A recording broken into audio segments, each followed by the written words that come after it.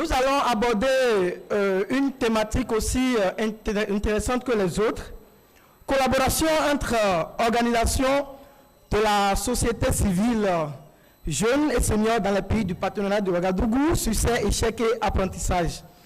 La thématique que nous avons aujourd'hui est d'une importance capitale, car la collaboration intergénérationnelle est aujourd'hui un levier très stratégique pour renforcer l'impact de nos actions dans des domaines clés comme la santé, l'éducation et le développement communautaire qui constituent nos champs d'action. Alors, les synergies entre les générations, ce que nous pouvons également appeler pont intergénérationnel, permettent non seulement de partager des savoirs et des expériences, mais aussi d'innover pour répondre aux défis actuels. Alors, bien sûr, pour pouvoir parler de ça, nous avons l'honneur d'inviter tout un panel de panélistes, excusez-moi la tautologie, pour dire que nous avons essayé de faire venir des personnes qui sont mieux placées pour en parler. Cette session, contrairement à ce que vous avez sur l'agenda, va se dérouler en 2 temps. Nous allons inviter une première partie des panélistes avec qui nous allons échanger et dans un second temps, la dernière partie des panélistes. Alors, chers amis, s'il vous plaît, je vous prie de recevoir ici en premier la coordonnatrice de l'Alliance nationale des jeunes pour la santé sexuelle et reproductive et la planification familiale au Sénégal, notre amie Aminata Badiane Thioye, s'il vous plaît. Voilà, s'il vous plaît, jusqu'à ce qu'elle s'installe. Nous allons ensuite inviter le directeur exécutif de l'association burkinabé pour le bien-être familial, donc du Burkina Faso, le directeur Mohamed Hamdi Kwanda aussi pour se joindre à nous. S'il vous plaît, merci de le raccompagner. Alors, pendant qu'il s'installe, sans perdre du temps, et comme la Daron le disait, on va continuer donc. Alors, il y a quelques questions qui vont s'adresser à vous. Je vous prie de rester avec moi pour que nous puissions honorer les dieux du temps, donc en répondant le plus rapidement possible aux questions. La première question va s'adresser à mon ami Aminata. Je sais que tu fais un travail très remarquable au Sénégal ici, avec l'Alliance nationale des jeunes pour la SRPF. Quand on parle de ça, c'est au niveau local que national. Alors, est-ce que tu peux nous dire, cher ami, en fait, revenir sur les leviers qui t'ont permis, toi et tes amis, de renforcer vos partenariats et aujourd'hui d'être lead sur certains consortiums intervenant dans le domaine de la SRPF. S'il te plaît, ça peut aller? Merci beaucoup.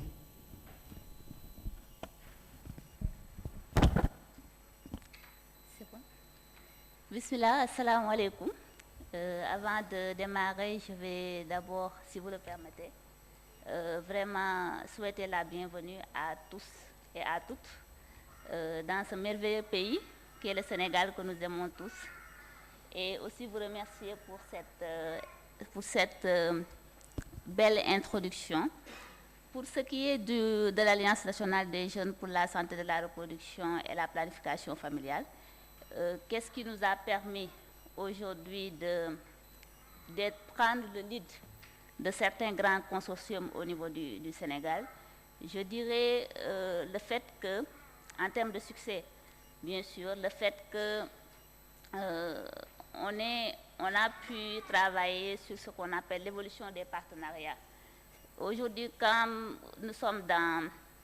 c'est-à-dire que notre organisation que je représente, comme beaucoup d'autres organisations, nous avons eu à bénéficier de pas mal de subventions, de beaucoup de partenaires, notamment de partenaires du partenariat de Ouagadougou. Mais ces subventions-là, si on les calcule en termes de masse et de volume, ne nous permettaient pas de booster notre impact. Et donc, le manque de professionnalisme aussi qui caractérisait nos organisations de jeunes fait que souvent ces partenariats qu'on avait, c'était des partenariats déséquilibrés pour nos organisations. Et nous avons profité de l'ère de la localisation, c'est-à-dire qu'actuellement nous sommes dans l'ère de la localisation.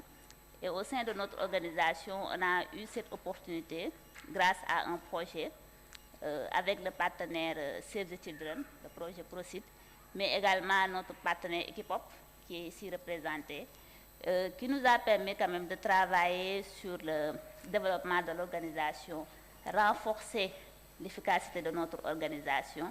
Nous avons développé beaucoup de savoirs techniques dans la mise en œuvre des projets et programmes. Et nous sommes, tout cela, quand cela a été mis en place, ça a forcément renforcé la confiance des bailleurs, la confiance des partenaires par rapport à notre organisation. Et naturellement, cela a permis d'accroître l'accès de l'ANJ au financement au niveau national, mais également au niveau international. Cela nous a permis aujourd'hui d'assurer le lead d'un grand consortium avec le partenaire Amplify Change et d'être hôte fiscal même de cette subvention-là, ce qui veut dire que c'est un grand pas en avant et un grand succès pour une organisation de jeunesse. Mais tu vas garder le micro et il y a un élément que je souhaite que tu abordes rapidement pour les quelques secondes qui nous restent. Lorsqu'on parle surtout des jeunes, il y a un biais qu'il y a souvent et nous ne parlons pas toujours des défis et des échecs que nous avons connus. Est-ce qu'il y a quelques échecs que vous avez rencontrés sur le chemin avant d'être là où vous êtes aujourd'hui, que tu peux nous partager en quelques secondes? Oui, effectivement, des échecs, il y en a, tout ne peut pas être parfait. Par exemple, je parlerai de la participation des jeunes dans les instances de prise de décision. Nous savons qu'il y a eu des améliorations, mais cette participation n'arrive toujours pas à être effective et à être significative. Je m'explique rapidement, c'est-à-dire qu'aujourd'hui nous sommes dans beaucoup de cadres de décision, ce qui est bien, mais on n'est pas dans la co-direction au niveau de ces instances décisionnelles-là. C'est-à-dire qu'on a toujours une élite de seniors qui est au niveau de la gouvernance et on a les jeunes qui sont à côté. Et quelque part, même quand il s'agit de donner les financements, vous entendez toujours, bon, on donne 25% aux jeunes, on donne 20% aux jeunes, 30%, histoire de nous endormir encore plus. Et ça c'est des choses, c'est des actions sur lesquelles nous devrons travailler. Comment arriver à avoir un modèle de co-direction au sein de ces instances de prise de décision? Comment faire pour que dans ces organes et mécanismes de prise de décision, qu'il y ait des plans de transition qui vont permettre, par exemple, aux jeunes après de venir assurer la relève. Nous le savons, hein, c'est un sentiment général. Chaque génération a l'impression qu'elle fait mieux, ou bien elle est meilleure que la génération suivante, ce qui n'est pas le cas. C'est des étiquettes et c'est des biais qui nous empêchent quand même de surmonter nos différences, d'autant plus qu'on a pour vraiment arriver à mieux rendre service aux communautés et vraiment à mieux travailler par rapport à l'accès et la qualité des services de santé sexuelle et reproductive. Merci beaucoup, Aminata. Alors, quand on parle de difficultés, de défis, c'est important de construire ce que j'appelais tout à l'heure le pont intergénérationnel. Donc, nous ne pouvons pas négliger le rôle que les organisations de la société civile seniors ont à jouer. Alors, je voudrais vous demander quel est selon vous le rôle que la société civile senior, c'est-à-dire comment elle devrait agir pour maximiser l'implication des jeunes, donc jeunes juniors, hein, dans les programmes de SRPF aujourd'hui. Merci. Merci beaucoup. Avant tout propos, permettez-moi de saluer l'intérêt qui est accordé à la place entre la société civile et les jeunes. Le contexte est situé. Hein. Il y a un prédécesseur qui a dit que les résultats qui ont été présentés en lien avec l'action des jeunes, des adultes, et que les jeunes également constituent l'avenir, le contexte est situé. Et qu'est-ce qu'il faut faire? On vient juste de répondre à cette question. Il y a qu'il faut travailler à une meilleure implication des jeunes. Pour aller au-delà de l'implication, une responsabilisation des jeunes dans la mise en œuvre des programmes et que nous, en tant qu'acteurs de la société civile, nous apprenons à faire confiance aux jeunes et à leur confier la responsabilité de conduire le défi d'apporter des réponses à leurs propres problèmes. Je pense que c'est ce débat qui a été posé par ma prédécesseure, qui a exposé les échecs et les difficultés, mais je dirais aussi également qu'il est important de maintenir ce qui a été fait, que nous maintenons dans la planification stratégique une part importante du budget affecté aux jeunes. Et c'est dans ce sens que je voudrais saluer tous les partenaires qui ont déjà fait quelque chose et qui vont encore faire, parce que là, le débat est posé. Il faut que les partenaires s'impliquent et acceptent que les jeunes doivent aujourd'hui, dans la transition, apprendre, se qualifier et être responsables des défis à venir dans les générations futures. Et c'est dans ce sens que je crois que nous, en tant qu'acteurs de la société civile, nous travaillons tous les jours à accorder une place importante dans la prise de décision au niveau de nos AM, de nos associations. Je voudrais saluer IPPF qui, dans sa planification stratégique, demande à ce qu'un focus soit fait sur les actions des jeunes en apportant plus de 20% du budget pour que les jeunes puissent être acteurs même de la gestion de ce budget et participer à l'ensemble des instances de prise de décision. Je pense que la tendance est en train d'évoluer pour accorder une place aux jeunes dans le débat de décider pour nous, sans nous, c'est faire les choses contre nous. Et nous avons bien sûr entendu ce message et depuis 2-3 ans, nous réfléchissons ensemble avec les jeunes et nous tentons d'accorder une place significative aux jeunes pour qu'ils puissent répondre à leurs propres problèmes.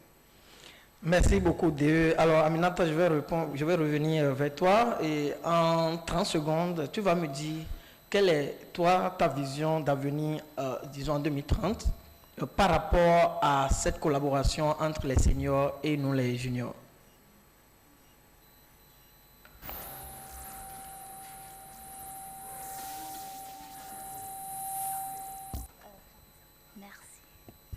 Ma vision d'avenir, bon, déjà, je dirais qu'elle est positive dans le sens où, malgré les vraiment maigres ressources que les jeunes ont eues ces dernières années, il y a mes homologues jeunes qui sont ici présents du partenariat de Ouaga, mais également du GFF. Nous avons vu tous les résultats que les jeunes ont eus, c'est-à-dire qu'il y a carrément une expertise de la jeunesse. Ça, on va pas débattre là-dessus, ne serait-ce que la capacité des jeunes à mobiliser leur communauté, la capacité qu'ont les jeunes par rapport à la créativité, les compétences qu'ont les jeunes sur l'utilisation des technologies, alors que nous savons aujourd'hui que ce sont des outils très puissants en termes de recherche, en termes d'innovation, en termes de plaidoyer pour la santé sexuelle et reproductive. Tout cela démontre que nous avons vraiment l'expertise de ces jeunesses et les jeunes l'ont démontré dernièrement avec des contributions significatives pour faire avancer tout ce qui est taux de prévalence contraceptive dans nos différents pays. Maintenant, peut-être c'est, comme je le disais tout à l'heure, par rapport à la localisation, les pays donateurs se sont engagés à ce que 25% des financements aillent maintenant directement vers les organisations locales. Et dans ces organisations locales, nous trouvons beaucoup d'organisations de jeunesse. Si aujourd'hui cet engagement arrivait à se concrétiser, pour nos différentes organisations, ce serait vraiment très bénéfique, mais aussi pour le travail qu'on est en train de faire autour de la planification familiale, parce que les jeunes ont cette capacité d'atteindre les personnes qui sont vraiment difficiles à atteindre. Je veux dire que là, entre nous, il n'y a pas d'enjeu, parce qu'on est entre des gens qui sont déjà convaincus. Le véritable enjeu, c'est vraiment d'arriver à toucher ces autres personnes. Et le dernier point, Pourquoi je dirais que c'est positif aussi, c'est que nous avons l'exemple du partenariat de Ouaga. Les résultats qui ont été faits ces dernières années sont vraiment extraordinaires.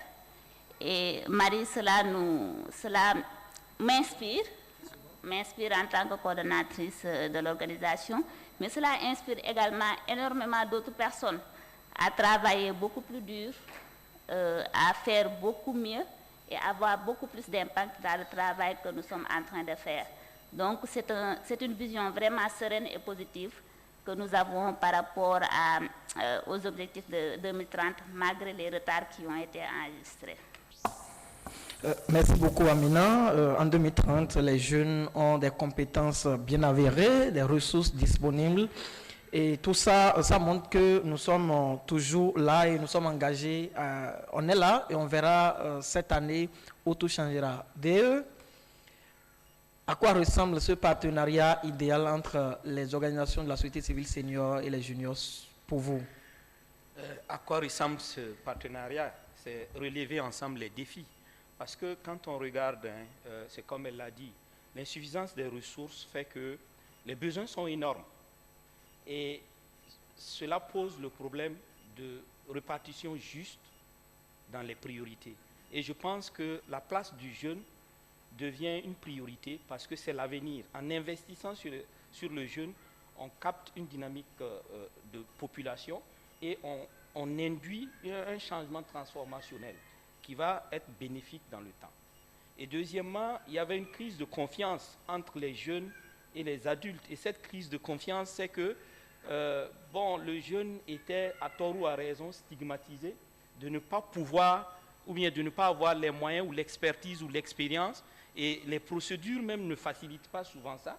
Elle vient de démontrer, et nous avons des expériences, nous avons aujourd'hui des expériences qui ont montré que les jeunes ont l'expertise, la qualité pour porter des enjeux de résolution de problèmes les concernant. Nous avons le mouvement MAGE, mouvement d'action des jeunes, qui est aujourd'hui dans la sous-région une référence, qui porte aujourd'hui des mouvements qui mobilisent la parole autour des jeunes et qui portent les messages autour de ça. Et il faut également citer l'opposition grandissante contre la planification familiale. N'oublions pas que de la même manière que nous analysons les oppositions, dans ces oppositions aussi, des jeunes existent et il y a un effort de convaincre ces jeunes-là de porter des messages contradictoires par rapport à ce que nous portons. Et aujourd'hui, agir avec les jeunes au sein de notre mouvement, c'est amener plus d'activités, d'acteurs, d'activistes à convaincre de la pertinence des idées et des positions que nous portons. Donc pour nous, les jeunes sont les acteurs clés pour révolutionner et transformer le sujet. Je voudrais terminer en disant que c'est plus facile avec les jeunes de se faire une représentativité du phénomène et du problème et d'aborder le problème sur l'ensemble des moyens de communication. Aujourd'hui, elle l'a dit, les nouvelles technologies, l'intelligence artificielle, il n'y a pas mieux que ces acteurs-là qui les utilisent. Pourquoi ne pas saisir cette opportunité pour que nous puissions avoir un alignement dans le discours, dans les messages, et mieux porter notre combat et défendre les droits en matière de DSSR. Ok, merci beaucoup DE, surtout pour ces perspectives. Et c'est bien de voir que des personnes seniors comme vous arrivent à aussi imaginer ce partenariat idéal entre les juniors et les seniors. Parce qu'on n'oublie pas, vous avez aussi été à un moment donné, nous. Et donc demain, nous serons également là. Et c'est très bien que nous, aujourd'hui, en tant que jeunes, nous, en vivant ces défis, que demain nous soyons capables de faciliter aussi cette transition pour les générations à venir. Donc les difficultés ne manquent pas et c'est très difficile aussi pour certains qui n'ont pas encore compris de faire confiance aux jeunes, de leur dire faites, nous allons vous soutenir, nous allons vous accompagner et tout. Et les gens ont l'habitude de le dire que c'est un défi à relever dans l'espace francophone. Ailleurs, on voit comment est-ce que les jeunes sont devant et aujourd'hui, ça reste un défi à relever. Et comme j'ai l'habitude de le dire, c'est à nous-mêmes les jeunes, à chaque fois qu'on a une petite opportunité de bien faire au point d'attirer encore de plus grande confiance. Alors, nous allons donc nous tourner vers vous qui avez suivi. Est-ce que je pense que je vais prendre maximum 3 personnes si chacun devrait faire 35 secondes et 2 personnes au maximum si chacun devrait faire 40 secondes. Alors, je vais donc me tourner vers là-bas. Est-ce que vous avez des questions, des apports? Ok. En vertu de tous les pouvoirs qui me sont conférés, j'ai aussi le monopole de vous couper. Hein? Ok, donc je vois Modou ici. Ensuite, je vois Abou. Oui, Modou, 35 secondes. Hein. Merci beaucoup et merci pour m'avoir donné l'opportunité de vraiment poser mes préoccupations auprès des jeunes. Je remercie l'UCP aussi pour l'opportunité par rapport à cette session. Je pense qu'aujourd'hui, on va parler en tant que DSME. Et au niveau de la DSME, on prévoit en tout cas matérialiser les engagements de l'État, surtout en termes de gratuité des services hygiéniques. Je pense qu'en termes de synergie, qu'est-ce qui est prévu au niveau des organisations de jeunes? Je pense qu'à ce jour, les financements sont octroyés à hauteur de 25% pour les associations. Je pense que la DSM aussi a pris l'engagement et l'initiative de pouvoir collaborer avec les organisations de jeunes. Qu'est-ce qui est prévu en termes synergiques? Aujourd'hui, le cadre de concertation aussi vraiment n'est plus totalement dynamique. On a une difficulté d'interlocuteur direct au niveau des associations de jeunes. Qu'est-ce qui est prévu en termes de perspective et en termes de synergie collaborative ou de consortium des organisations pour nous faciliter, nous, en tant que direction santé mère enfant, de nous approcher de nous approcher plus des jeunes. Merci. Merci beaucoup, Modou, pour cette intervention. Déjà, c'est la preuve que la transition se fait bien. Hein. De Youth Lead, tu nous parles aujourd'hui en tant que l'équipe du DSME. Je pense que ça s'applaudit aussi. Hein.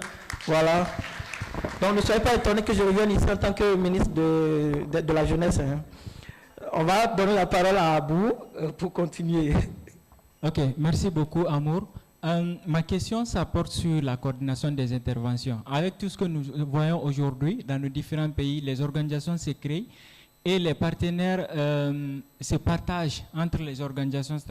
Chaque partenaire choisit son organisation et tout, ce qui crée un peu des conflits, souvent des compétences entre les organisations de jeunes. Ma question, ça s'adresse à Aminata.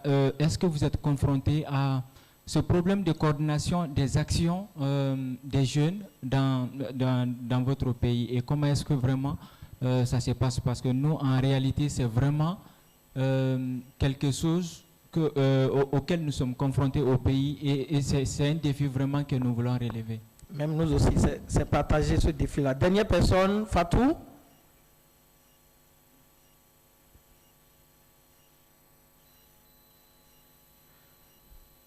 Donc, c'est quand les seigneurs vont poser des questions que vous allez avoir des réponses à donner. C'est ça. Merci, oui, Fatou. Alors, moi, j'ai un commentaire et ensuite une question. Le premier, c'est le commentaire. Je pense qu'un des défis que les jeunes rencontrent le plus souvent, c'est le renforcement organisationnel. Heureusement, Aminata en a parlé tout à l'heure. Les jeunes sont invités à beaucoup de rencontres. Parfois, ils vont dans ces rencontres-là, ils ne savent pas quoi dire. Parce qu'en amont, ils sont partis dans ces rencontres-là sans être préparés. Donc, il faudrait que les partenaires puissent investir. De la même manière qu'on investit dans la mise en œuvre des programmes, les partenaires devraient penser également à réserver un budget pour le renforcement de compétences de ces organisations de jeunes-là, pour le renforcement organisationnel également de ces organisations de jeunes. Il arrive beaucoup qu'on ait des possibilités de financement, mais les organisations de jeunes ne peuvent pas postuler tout simplement parce qu'ils n'ont pas les papiers nécessaires, etc. Donc, c'est vraiment lancer un appel à tous les partenaires qui sont dans la salle pour, en tout cas, avoir une part du budget réservée à ce renforcement-là et de compétences et organisationnelles des organisations de jeunes. Alors, je ne t'avais pas coupé parce que c'est oui. Bien. Applaudissez, s'il vous plaît. C'est bon. Tu as encore 5 secondes de plus, oui. Alors, Ma question, c'est par rapport au renouvellement en tant qu'organisation de jeunes, au renouvellement de génération en tant qu'organisation de jeunes. Je pense que ça, c'est un problème pour beaucoup d'entre nous. Ayant été membre de ces organisations de jeunes-là, parfois, il est très difficile quand on part d'avoir la relève qui est assurée. Alors, j'aimerais poser cette question-là à Aminata qui est là et peut-être à d'autres organisations de jeunes. Est-ce qu'ils ont développé des stratégies qui leur permettent effectivement d'avoir ce renouvellement-là des organisations de jeunes? Parce qu'en fait, c'est ça qui va nous éviter de faire les mêmes erreurs que les anciens, d'être à 40 ans coordonnateur d'une organisation de jeunes et de ne pas vouloir quitter la chaise. Merci beaucoup Fatou. Et cette dernière question, je pense que le DE peut aussi trouver une réponse. Comment est-ce que les seniors accompagnent les jeunes dans la transition sans pour autant vouloir s'imposer et faire passer leur volonté? Donc on va donner la parole à Aminata. Aminata, tu me feras grâce en répondant en 1 minute. Hein, et ça peut aller? D'accord. Je vais essayer. Voilà. Merci déjà pour les questions, c'est vraiment très très pertinent. Je vais faire un peu de discrimination parce qu'on en a beaucoup subi en tant que femme. Je vais commencer par répondre à mon homologue Fatou Diop. Le plus important, tu vas finir par répondre à tout le monde. Et c'est ça l'inclusion. Après, les hommes suivront. Fatou, effectivement, le renouvellement générationnel, c'est une question même intégrée dans tout ce qui est développement organisationnel. Aujourd'hui, on ne peut pas parler de développement de nos organisations, de renforcement de l'efficacité de nos organisations, s'il n'y a pas derrière cette stratégie-là. Et si vous constatez, par exemple, moi, je suis devenue coordonnatrice de l'Alliance nationale des jeunes au mois de février. Et il a fallu qu'on travaille sur qu'on fasse ce diagnostic, qu'on se dise qu'il faut carrément qu'on aille vers le renouvellement de cette organisation-là. Et ça va aller ainsi de suite. Mais derrière aussi, on a depuis plusieurs années, notre organisation au niveau de la base, au niveau communautaire, comme à l'exemple des clubs de jeunes filles, des cercles de jeunes filles leaders, toutes ces entités-là qu'on avait mises en place, pour nous, c'était pour arriver à préparer la prochaine génération qui va réellement nous représenter une fois qu'on sera sur le départ. Et je ne vais pas m'aventurer trop là-dessus parce que vous avez le concours de plaidoyer du partenariat de Ouaga. Vous avez cette nouvelle génération-là qui arrive, que ce soit pour l'ANG ou... Aminata, réponse suivante. L'occasion vraiment de voir à quel point cette relève est prête et qu'elle a été assurée. Donc ne t'inquiète pas, nous n'allons pas faire la même erreur que les seniors. L'autre chose, c'est la question de Moudou par rapport au travail et les pistes de collaboration entre le gouvernement et les organisations de jeunes. Je vais répondre, mais je vais revenir aussi sur ce que je dis souvent. C'est qu'à chaque fois que l'État nous dit ça, j'ai l'impression que les jeunes sont des fantômes et qu'on n'arrive pas à mettre la main dessus. Mais nous savons très bien qu'il y a des organisations qui sont existantes au niveau de nos différents pays. Pour améliorer cette collaboration, nous sommes en train de nous mettre en réseau. Si je prends l'exemple du Sénégal, il y a le cadre consultatif des jeunes. Et justement, dans le cadre d'une collaboration future entre, par exemple, notre organisation, l'ANJ, SRPF, et le ministère de la Santé, notamment la DSME, très prochainement, je ne veux pas en dire davantage.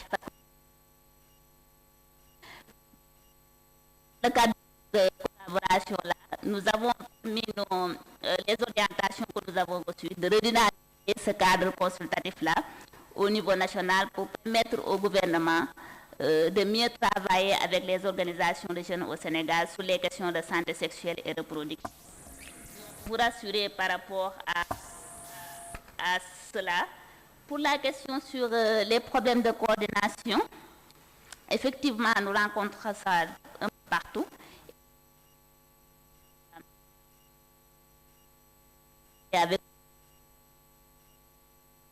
Il faut qu'on se...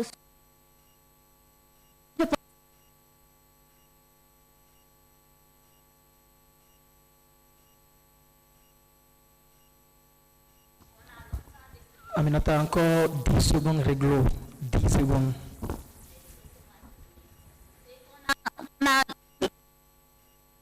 Voilà, merci. C'est bon. Que les partenaires ont des préférences organisationnelles, c'est un sentiment qu'on peut avoir, mais je ne pense pas que cette formule-là soit exacte. C'est-à-dire que longtemps on a dit que voilà, les conditions des bailleurs sont compliquées et que ça n'arrange pas les organisations de jeunes. Mais ça, nous le disons depuis plusieurs années. Maintenant, puisque, comme on dit, si Mohamed ne peut pas aller à la montagne, la montagne n'arrive pas à venir vers Mohamed, c'est à Mohamed d'aller vers la montagne. Donc c'est à nous, les organisations de jeunes, je pense, d'essayer vraiment de rentrer dans les standards de ces organisations-là. Okay. C'est ce que nous avons fait au sein de notre organisation et qui nous a permis aujourd'hui de bénéficier de beaucoup plus de financement. Merci beaucoup, Aminata. Oui. Je comprends que tu as beaucoup à dire et surtout sur cette question qui est d'une importance capitale. On aura le temps de revenir et le temps qui nous est accordé ne suffira pas pour tout décortiquer parce qu'on a vraiment fini dans le temps aussi. Il y a une autre partie à recevoir. Donc, je crois qu'entre jeunes, on va créer ce cadre pour mieux échanger par rapport à comment est-ce que nous faisons la coordination. Alors, comment est-ce que vous, en tant qu'adulte, vous pouvez travailler à faciliter cette transition? Bon, moi je vais plus me concentrer sur le renforcement organisationnel. Il faut dire que nous, en tant qu'AM, en tant que réseau d'associations qui œuvrent dans la promotion des DSSR, nous travaillons à la formation des jeunes. En termes d'organisation, en termes de leadership, nous investissons sur le leadership des jeunes. Et nous investissons également sur le leadership des structures de jeunes. C'est un paquet d'activités qui visent à renforcer leurs capacités techniques, organisationnelles. Mais au-delà de ça, nous travaillons à leur représentativité sur les tribunes de décision et nous travaillons à leur donner la parole. Maintenant, la transition entre générations, parce que c'est une dynamique que d'être jeune. Il l'a dit, j'étais jeune il y a peut-être 20 ans, aujourd'hui je ne le suis pas. Amour même était président MAGE, il était jeune il y a 2 ans, aujourd'hui il ne l'est plus. Les jeunes ont considéré qu'il n'est plus jeune et qu'à partir de 24 ans, il faut que ce soit un leader ou une femme leader qui prennent le mouvement, et c'est cette dynamique qui existe. La société civile, comme j'aime à le dire, c'est un mouvement. Il ne faut pas s'attendre à avoir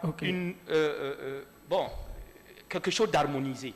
D'accord. Il faut apprendre à travailler avec la société civile tout simplement, et je pense que la DSME va toucher l'ensemble des jeunes, des dynamiques de jeunes qui existent et interagir avec ces jeunes-là. C'est comme ça se passe. Merci beaucoup. Alors, cher public, je vais donc vous prier de raccompagner nos 2 panélistes qui ont partagé toute cette perspective avec nous. Et sans plus tarder, je vais donc nous demander de recevoir ici la toute dernière partie de ce panel.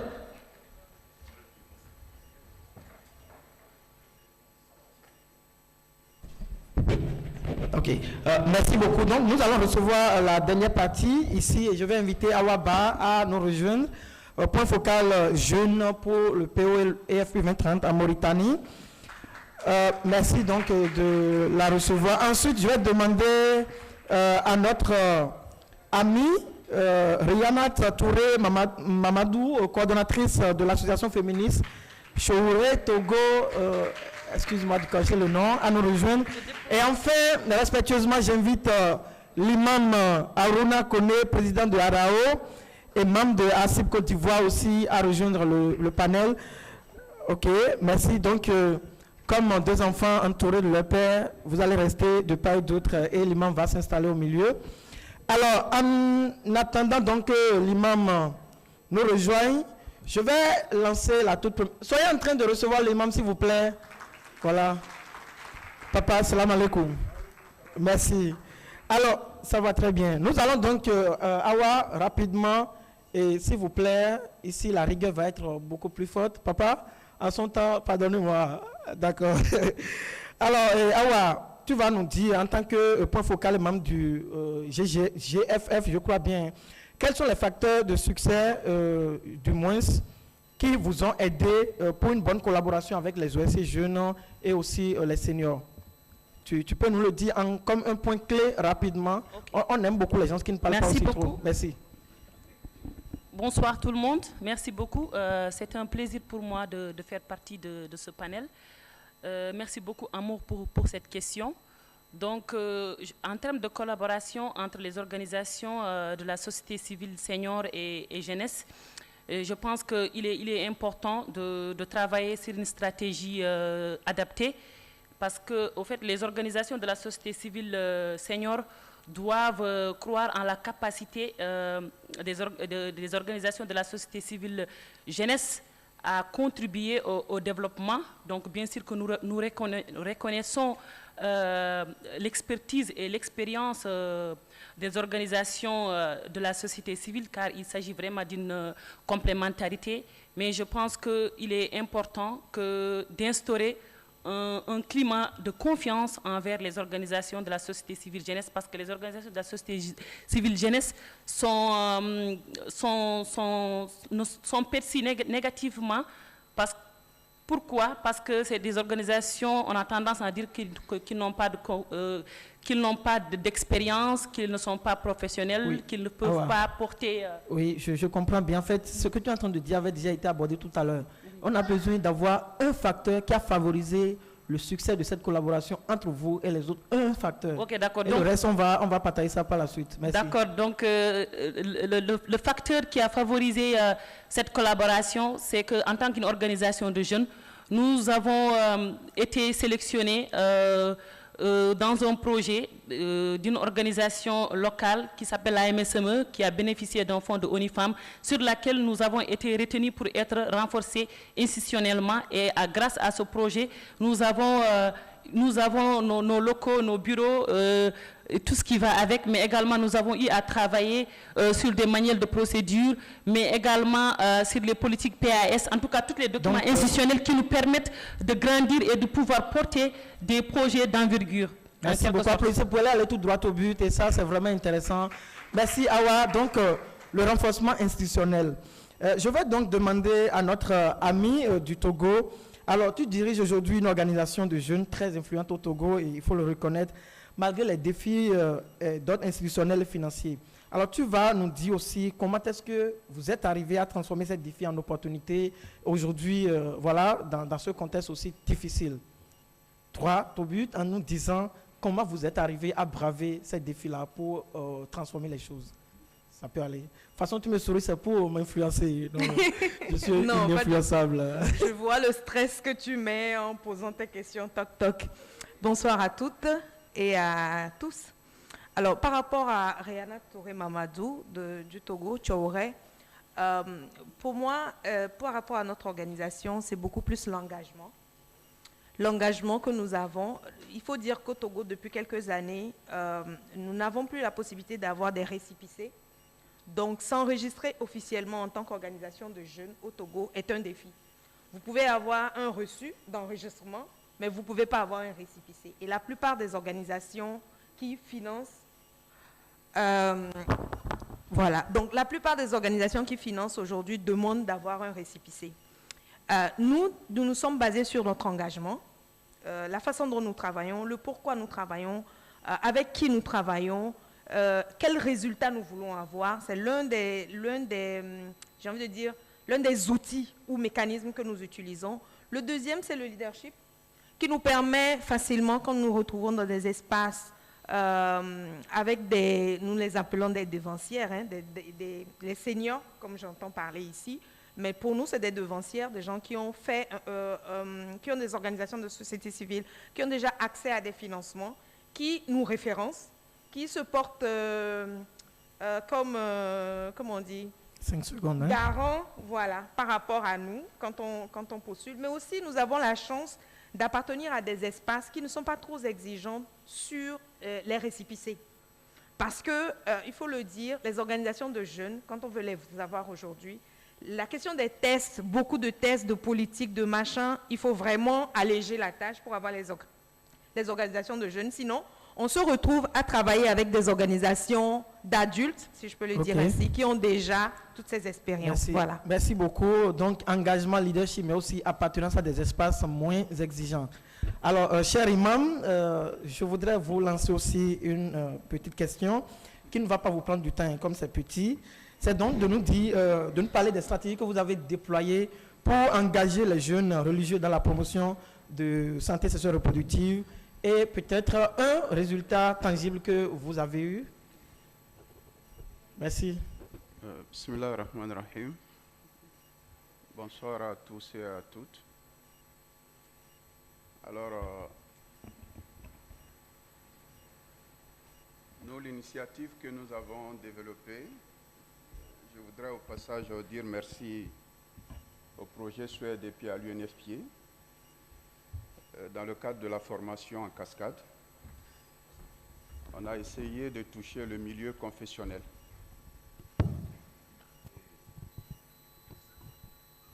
Toucher le milieu confessionnel, les communautés, pour essayer d'instituer les thématiques dialogue intergénérationnel, dialogue parents-enfants.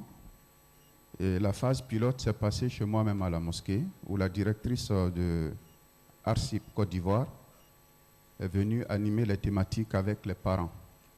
Et après, on les a mis en situation avec les enfants. Cela nous a amené à intégrer cela dans le projet Suède et UNFPA, dans le cadre des formations en cascade à l'intérieur. Et aujourd'hui, c'est quelque chose qui est en train de porter. Nous avons des jeunes prédicateurs, des jeunes imams qu'on est en train de former pour aborder les thématiques de santé sexuelle et planification familiale. Puisque déjà, on avait écrit à nos hautes autorités pour qu'ils nous permettent quand même que cela soit abordé dans les sermons et dans les prêches. Mais le constat qui est là, c'est que ceux qu'on veut utiliser pour aborder, eux-mêmes ne sont pas outillés. Donc il faut passer par ces formations en cascade là pour le faire. Donc le dialogue intergénérationnel est en train de se faire. Aujourd'hui, beaucoup de jeunes ont le courage de nous aborder pour poser des questions sur la sexualité. Mais c'est parti de là. Avant, le mur de méfiance est en train de tomber. Alors donc voilà l'initiative que nous on a engagée. En termes d'impact, aujourd'hui, en octobre passé, là, on a mis en place un mécanisme digital WhatsApp des jeunes religieux pour l'alerte précoce et de réponse en matière de SR et PPF. Ok, merci beaucoup, cher imam. Je vais donc vous demander de garder le micro et de nous dire, peut-être en un mot ou deux mots, ce à quoi vous ressemble ce partenariat idéal, ou également dans la religion islamique, ce que ressemble l'engagement des jeunes en matière de promotion du SSR. Vous savez, à chaque fois que j'assiste à la rapport, vous avez un mot que vous aimez utiliser, accompagnez-nous. Imam, accompagnez-nous. D'accord. Ça nous interpelle. La jeunesse, c'est la courroie de transmission entre la génération qui est en train de sortir et la génération qui va rentrer. Si vous n'êtes pas outillé, il va y avoir une cassure. Et cette cassure-là, qui est responsable? C'est nous. On ne va pas endosser cette responsabilité-là devant Dieu. Vous accompagnez, c'est vous donner les outils. Voilà. Tout en vous disant, faites attention. Sinon, en Bambara, on dit que c'est de kouloukoulou, la quoi, c'est tigima. Ce qui veut mais dire. Hein? Moi, je comprends, hein, mais on va leur expliquer ça. Mettre la poule dans le poulailler incombe au responsable. Mais quand la tenue, le comportement qu'il a dans le poulailler là-bas, lui incombe. Donc, On va vous donner les outils, on va vous D'accord, accompagner merci, et on merci. vous donnera tout ce qu'il faut. Merci beaucoup pour que le poulet soit bien dans le poulailler. Merci beaucoup. Je garde aussi cette anecdote aussi. Donc, on va ensuite passer la parole à Awa. Aussi, en quelques mots, quel serait quand même cet idéal en termes de relations senior-junior en 2030 selon toi? Merci beaucoup.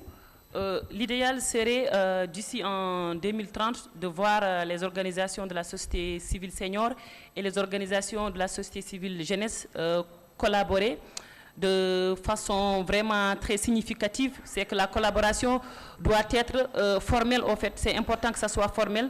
Il ne faut pas que ça soit toujours que les jeunes puissent être là et que les jeunes puissent exécuter telle ou telle chose, mais que les choses doivent être de façon conventionnelle et formelle.